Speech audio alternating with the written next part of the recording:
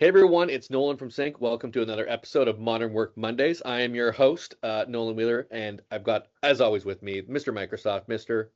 Jeff Strasser. Great to see you again, Nolan. How are things going?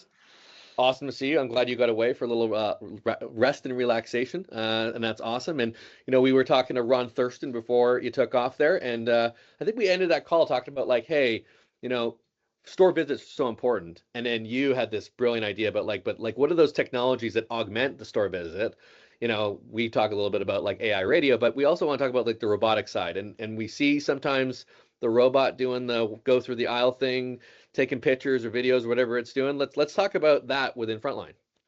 Yeah, robotics right now. Well, a lot of press around it from various retailers experimenting with things, investing in different projects, and probably a lot of research projects early on to get to like full humanoid, walking down the aisle or checking you out. But there are a lot of solutions that are able to be deployed, and kind of, it's interesting to see like what's the right use case, what's the value, how do employees feel about it.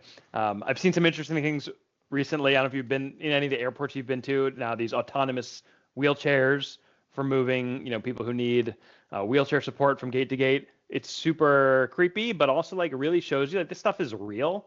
And so, or when you see like the food delivery, like coolers riding down the side of the road, like by themselves with a little flag and making their way from block to block. Or I think I even may have mentioned in a previous call, we have now drone delivery from DoorDash that I can get to my house. And a drone literally flies from 4 miles away over my driveway and drops a DoorDash package onto my driveway. It's amazing. So the stuff is real. Yeah. Yep. A good friend of mine in Texas calls that skeet shooting with prizes. Right. Yeah. It is very real. Hopefully nobody does that in a retail store in particular. But it's real. So it's something we have to consider, and retailers have to look at, but also consider the implications, not just in cost and return, but on customer and employee experience.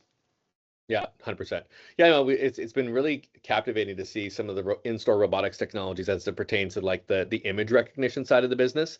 I think some of the use cases have been diminished with the adoption of ESLs, because I think a lot of that image-based recognition thing was, of course, around planogram, of course, around like, out of stocks and those things. It was also, I think, a big driver in terms of like the ROI on prices. But I've been seeing some things lately on, those images being used for condition, right? So like not only planogram compliance and whatnot, but condition in terms of facing, just shelves in rough condition. I mean, that's really a big part of like what visits to stores are all about. And I think that most stores probably know they're getting a visit, even though they're not supposed to be told they're getting a visit. So they sure seem to be in better shape most of the time on those visits. So a robot being able to do that, 365, maybe unfair depending on what side of the aisle you're on there, but certainly interesting in terms of those pieces.